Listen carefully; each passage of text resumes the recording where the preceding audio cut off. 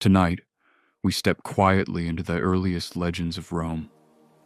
Not the Rome of crowded streets, not the Rome of marble monuments, public speeches, or busy forums, but an older Rome, a Rome before it had fully become a city, a Rome that still belonged to the river, the hills, the evening air, and the quiet stories people would one day tell by lamplight. So as you settle in, let the room around you become still. Let your shoulders soften. Let your breathing slow. And imagine that you are standing far back in time, beside the dark and gentle movement of the Tiber River. In the ancient world, the land itself was already there. The Tiber River flowed through central Italy, moving steadily toward the sea.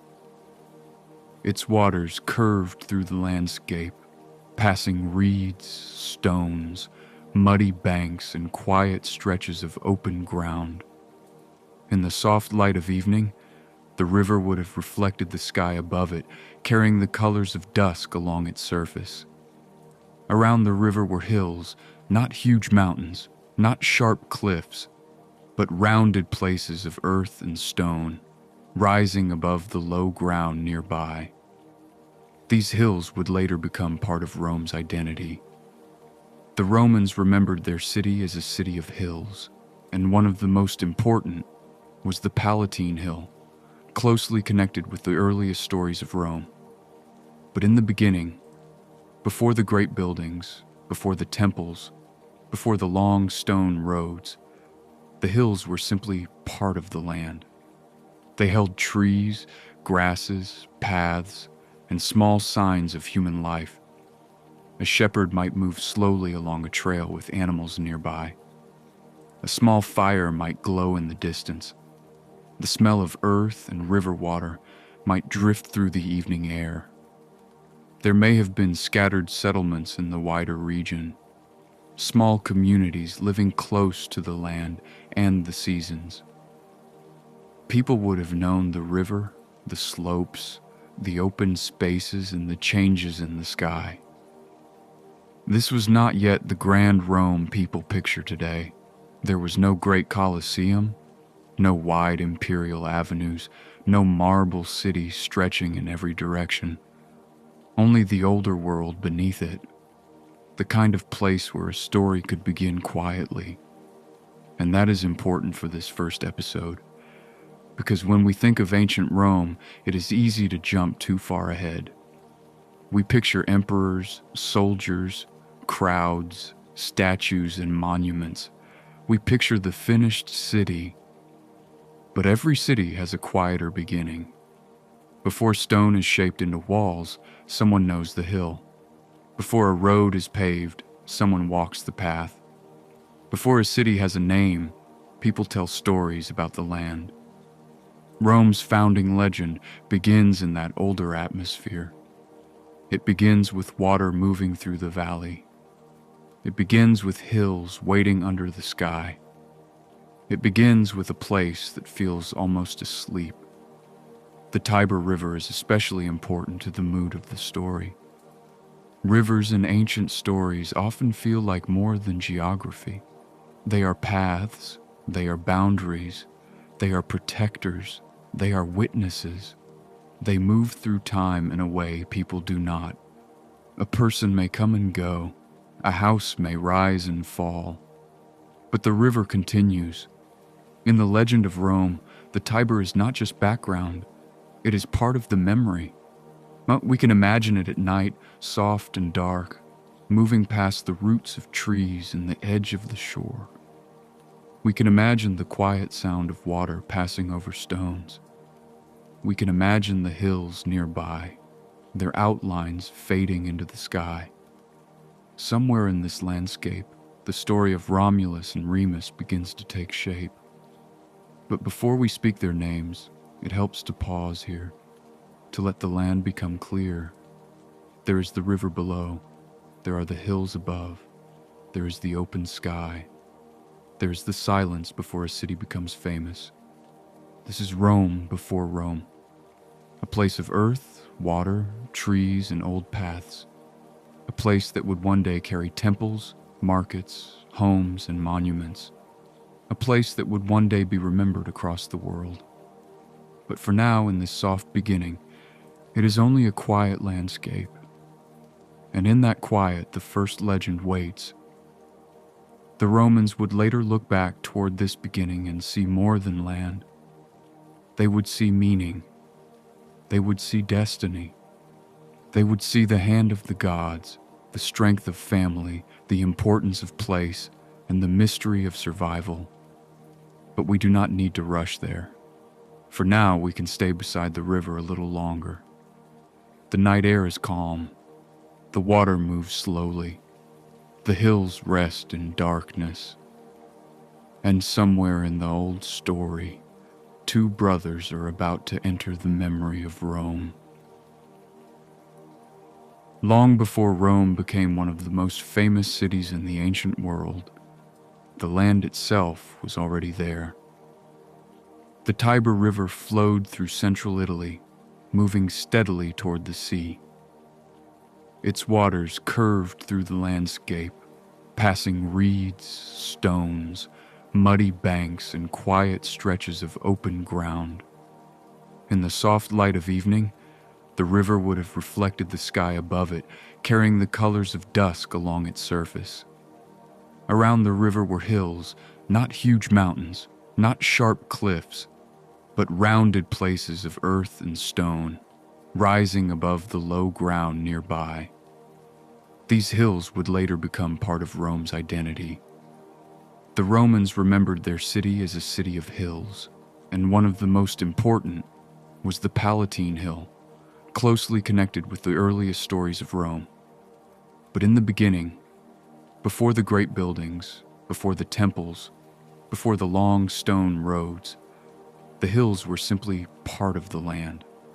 They held trees, grasses, paths, and small signs of human life. A shepherd might move slowly along a trail with animals nearby. A small fire might glow in the distance. The smell of earth and river water might drift through the evening air. There may have been scattered settlements in the wider region, small communities living close to the land and the seasons. People would have known the river, the slopes, the open spaces, and the changes in the sky. This was not yet the grand Rome people picture today. There was no great Colosseum, no wide imperial avenues, no marble cities stretching in every direction. Only the older world beneath it, the kind of place where a story could begin quietly. And that is important for this first episode, because when we think of ancient Rome, it is easy to jump too far ahead. We picture emperors, soldiers, crowds, statues, and monuments. We picture the finished city. But every city has a quieter beginning. Before stone is shaped into walls, someone knows the hill. Before a road is paved, someone walks the path. Before a city has a name, people tell stories about the land. Rome's founding legend begins in that older atmosphere. It begins with water moving through the valley. It begins with hills waiting under the sky. It begins with a place that feels almost asleep. The Tiber River is especially important to the mood of the story. Rivers in ancient stories often feel like more than geography. They are paths, they are boundaries, they are protectors, they are witnesses. They move through time in a way people do not. A person may come and go, a house may rise and fall, but the river continues. In the legend of Rome, the Tiber is not just background, it is part of the memory. We can imagine it at night, soft and dark, moving past the roots of trees and the edge of the shore. We can imagine the quiet sound of water passing over stones. We can imagine the hills nearby, their outlines fading into the sky. Somewhere in this landscape, the story of Romulus and Remus begins to take shape. But before we speak their names, it helps to pause here, to let the land become clear. There is the river below, there are the hills above, there is the open sky, there is the silence before a city becomes famous. This is Rome before Rome, a place of earth, water, trees, and old paths, a place that would one day carry temples, markets, homes, and monuments, a place that would one day be remembered across the world. But for now, in this soft beginning, it is only a quiet landscape. And in that quiet, the first legend waits. The Romans would later look back toward this beginning and see more than land. They would see meaning. They would see destiny.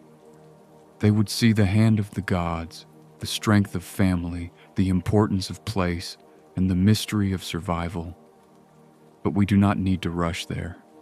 For now, we can stay beside the river a little longer. The night air is calm.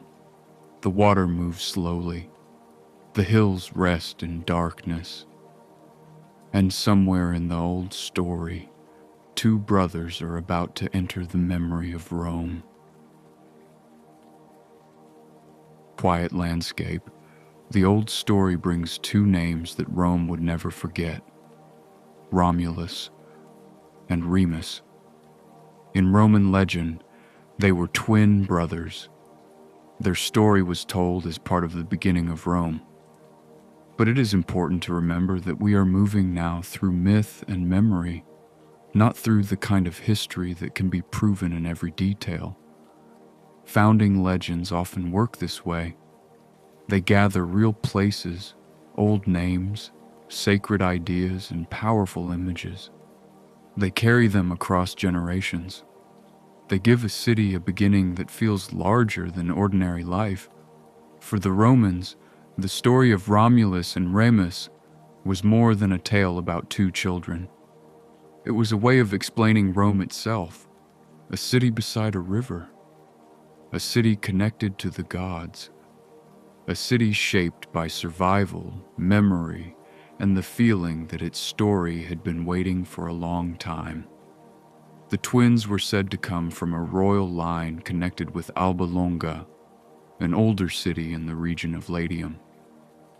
Their mother was Rhea Silvia, a figure remembered in the legend as part of this royal family. In many versions of the myth, their father was said to be Mars, a Roman god connected with strength and protection. But for tonight, we do not need to move quickly through names and family lines. We can let the stories stay simple. Two brothers, a royal memory, a river, and the beginning of a city not yet built. The Romans who told this story were looking backward across many centuries. They were not only asking what happened, they were asking what their city meant. Where did Rome come from? Why did it matter? Why did this place beside the Tiber become so important? The story of Romulus and Remus gave them an answer. Not only an answer of dates and records, but a symbolic answer. An answer held in images. Children near the river, a wild creature becoming a protector. A shepherd finding life where he did not expect it. Two brothers growing among the hills. A city rising slowly from the land. These images are the heart of the legend, and they are part of the reason the story has lasted for so long. So as we move further into it, you can let the names become soft. Rhea Silvia, Alba Longa, Mars, Romulus, Remus. They do not need to feel sharp or heavy. They can simply drift through the story like old words carried by the evening air. And now, we return again to the river. The Tiber moves slowly through the darkness. The banks are quiet. The reeds lean toward the water. And in the legend, the lives of the twins are carried toward the place where Rome's memory begins. And the founding legend, It moves through the story with a steady presence, as though the land itself is carrying the future forward. In the old tale, Romulus and Remus are brought to the river when they are still very young. The details can change depending on the version being told, as old legends often do, but the central image remains clear. Two small lives, a riverbank, the quiet movement of water, and the future of Rome resting in a fragile beginning.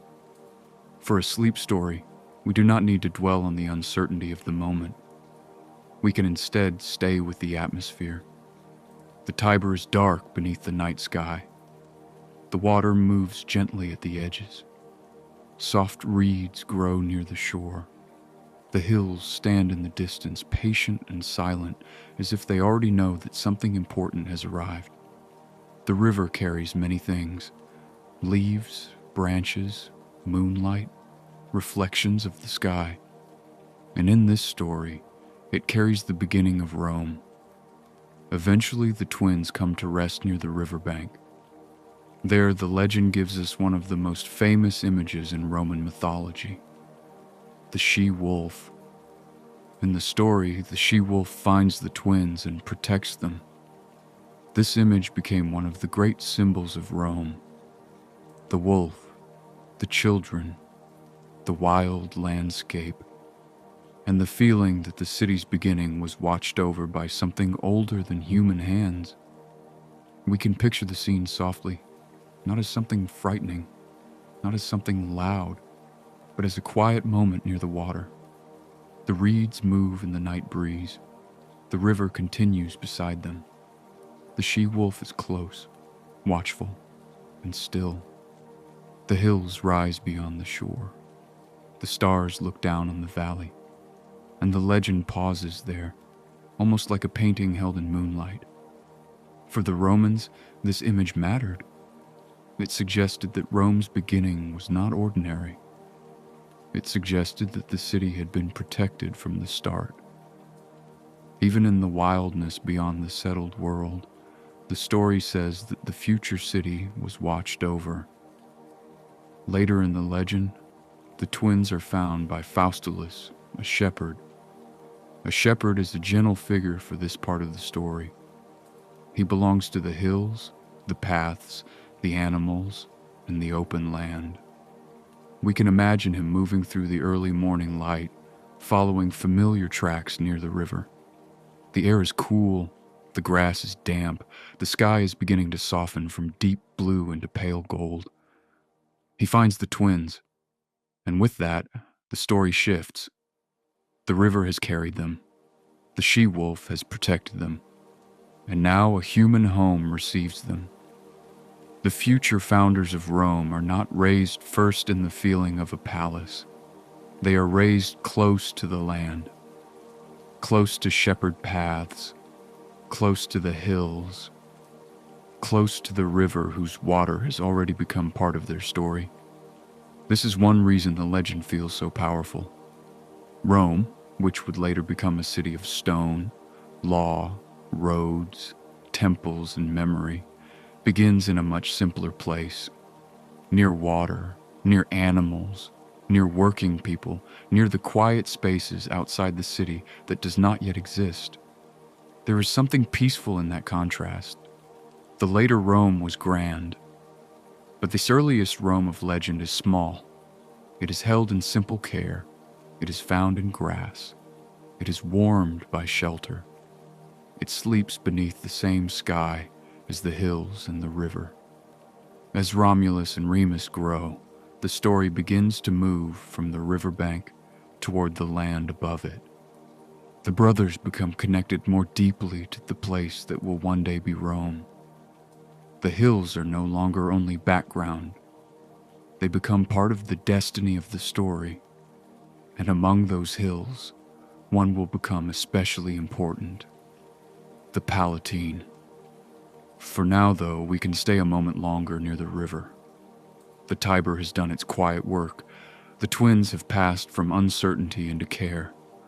The valley is still. The stars are fading. Morning light touches the water, and somewhere beyond the riverbank, the future city waits. The hills. Rome would later be remembered as the city of 7 hills. The names themselves sound old and steady. The Palatine, the Aventine, the Capitoline, the Caelian, the Esquiline, the Quirinal, the Viminal. For now, there is no need to memorize them. Let the names pass softly, like landmarks seen from a distance in the evening light. In the founding legend, the Palatine Hill is especially important. It is one of the places most closely tied to the earliest memory of Rome. A hill above the river, a place where the land rises gently, giving a view across the valley and toward the water below.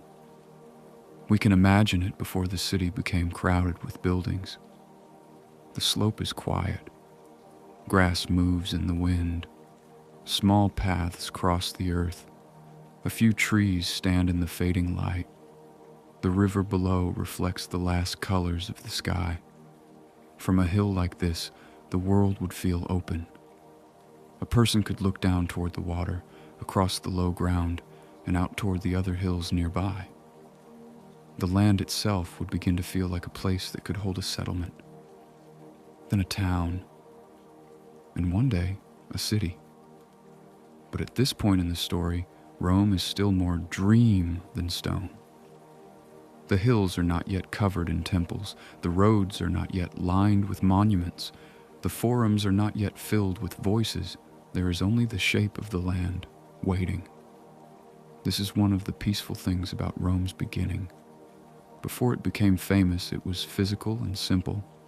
A hill to climb, a river to follow, a path through grass, a place to rest. The 7 hills gave Rome a natural shape. They helped form the city's early identity, and in later centuries, Romans looked back on them as part of what made Rome feel like Rome. But for a sleep story, we can think of them more quietly. 7 hills resting beneath the sky. 7 dark shapes in the evening. 7 places where future stories would gather. The Palatine becomes especially soft in our imagination tonight.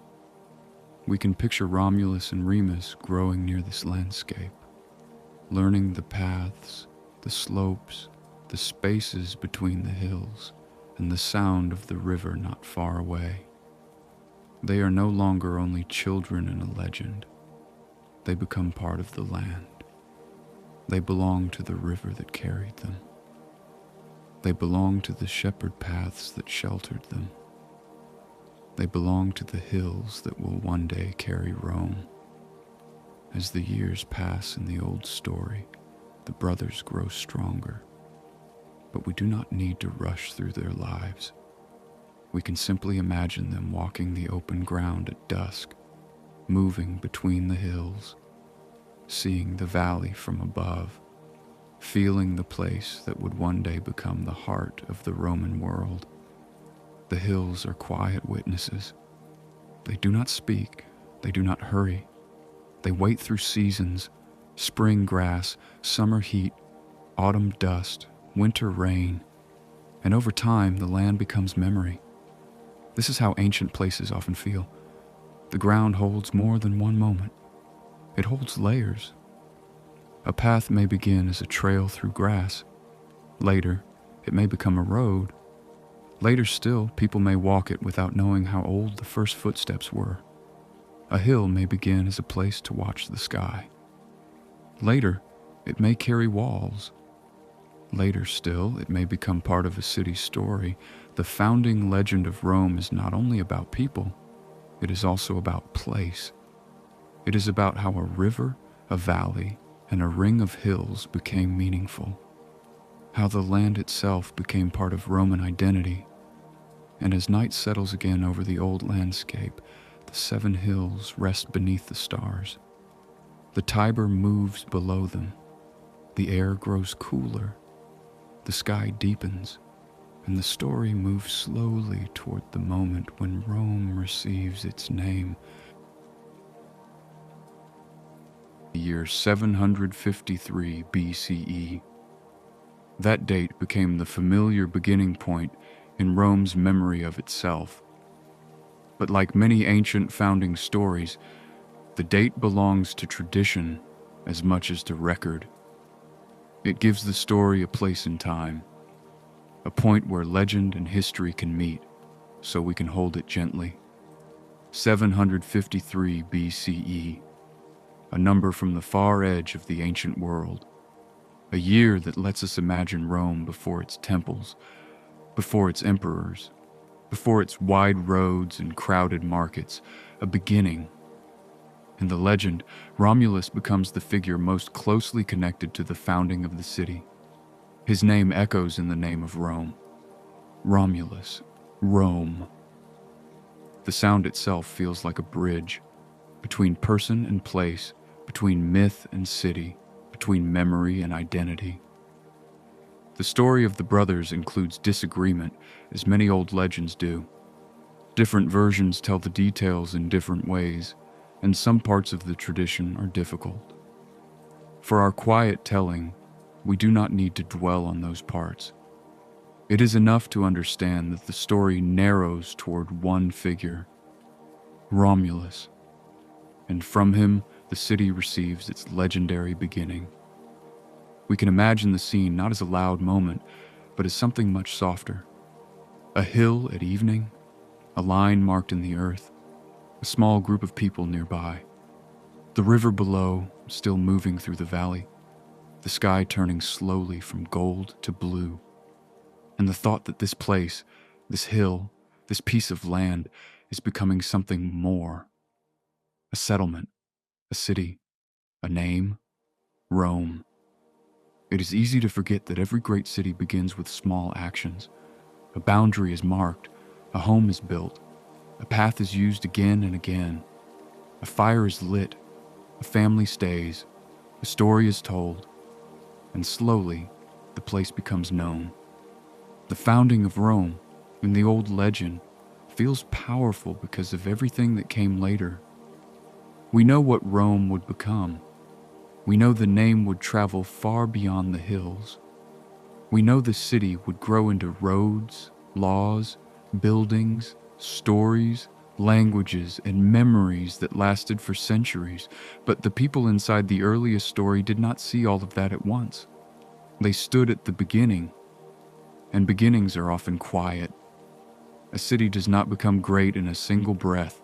It gathers itself, stone by stone, path by path, voice by voice, generation by generation. The legend of Romulus gives Rome a first shape. It tells the Romans that their city had a beginning rooted in place, memory, strength, and sacred meaning. It gives the city a founder. It gives the land a story. It gives the people a memory to return to. And this mattered deeply in the ancient world. Cities were not only buildings and walls, they were communities of meaning. They had gods, ancestors, festivals, traditions, and stories that helped people understand who they were. For Rome, the founding legend became part of that identity. When later Romans walked through their city, when they looked toward the Palatine, when they remembered the Tiber, when they saw images of the she-wolf and the twins, they were not only seeing symbols, they were seeing the story of where they believed they had begun. The city's future would be vast, but tonight, we stay close to the first image, a hill above the river, a name entering the world, a quiet boundary in the earth, a lamp burning softly as evening falls. Rome begins, in legend, not as the finished city of marble and power, but as a small place under the sky. A place held by hills. A place watched by the river. A place remembered through story. And from this small beginning, the name of Rome slowly enters the world. and Remus was more than a tale about two brothers. For the Romans, it became a way of remembering the beginning of their city. Many places carry stories like this, stories that explain where people came from, stories that give shape to memory, stories that make the land feel meaningful. For Rome, the founding legend connected many images together: a river, a mother, two brothers, a wolf, a shepherd, a hill, a boundary, a name. And from these images, the Romans built a memory of themselves. The story told them that Rome was not just a place that appeared by accident. It told them that their city had deep roots, older than the stone streets and public buildings that would later fill it. It connected Rome to the natural world. The Tiber River was there at the beginning. The hills were there at the beginning. The open fields, the shepherd paths, the wind, the animals, and the night sky all belonged to the story. It also connected Rome to the world of the gods. In the myth, the twins are not ordinary children. Their story reaches upward toward divine ancestry and sacred meaning. That kind of connection mattered in the ancient world, where cities often understood themselves through their gods, their rituals, and their oldest traditions. But the legend was also human. It was about family, about uncertainty, about shelter, about growing up close to the land, about choosing a place and giving it a name. That is part of why the story stayed powerful. It was large enough to belong to a city, but simple enough to be pictured by anyone. A listener could imagine the river. A child could imagine the wolf. A traveler could imagine the hill. A Roman could imagine the beginning of home. Over time, the image of the she-wolf and the twins became one of the great symbols of Rome. It reminded people of the city's legendary beginning. It gave them an image they could return to again and again when they thought about what Rome was and where it came from. And even now, long after the ancient city changed, the story still remains. The Tiber still flows through Rome. The hills still rise above the city. The Palatine still carries the memory of old beginnings. And the names Romulus and Remus still echo softly through Roman legend. This is the quiet power of an origin story. It does not need to explain every detail perfectly. It does not need to be a record in the modern sense. Instead, it gives people a way to imagine the first light of a place, the first breath, the first name, the first story told beside the water. And for our sleep journey tonight, that is enough. We do not need to follow Rome into all the centuries that came after. Not yet. We do not need to walk through every forum, every temple, every road, every triumph, or every ruin. Those stories can wait for another night. Tonight, we have stayed close to the beginning. We have stood beside the Tiber in the dark. We have looked toward the hills before the city was fully formed. We have listened to the legend of the twins. We have watched the story move from riverbank to shepherd path, from hilltop to city name. And we have seen Rome not as a finished empire, but as a quiet place in the imagination, a place of water, a place of earth, a place of memory, a place where a story begins softly and then travels through time. We can return once more to the river. The night is quiet again. The Tiber moves slowly beneath the sky. The reeds along the bank bend gently in the wind. The hills rest in shadow. Somewhere in the distance, a small lamp glows. The old paths are empty now. The voices of the legend grow softer. Romulus, Remus, Rhea Silvia, Faustulus, the Palatine, the Tiber, Rome. Each name becomes quieter as the night deepens. The city that will one day rise from this place is still far in the future. The marble is not yet carved. The roads are not yet stretched across the land. The forums are not yet filled with mourning footsteps. The great temples are still only possibilities waiting somewhere beyond the edge of the story. For now, there is only the river, the hills, the stars, and the peaceful beginning of a legend. You can let the details drift now. You do not need to remember every name. You do not need to hold every image. Let the story become soft around the edges. Let the river carry it gently away. The earliest Rome rests beneath the night sky. The hills are still. The water keeps moving. The old legend has been told for tonight. And somewhere in the quiet distance, the city of Rome waits for another story, another road, another temple, another evening walk through the ancient world. But not tonight. Tonight, the beginning is enough. A river, a hill, a name, a memory. And with that, the night grows quiet again. The Tiber moves on beneath the stars. The hills rest in darkness. And beside the quiet water, beneath the patient sky, the legend of Rome rests for another night. Thank you for resting here with Roman lore sleep. May the quiet roads of ancient Rome fade softly into the night. May the river keep moving gently in the distance, and may your thoughts grow calm, slow, and light. Sleep well, sleep tight, and we will return to Rome again another night.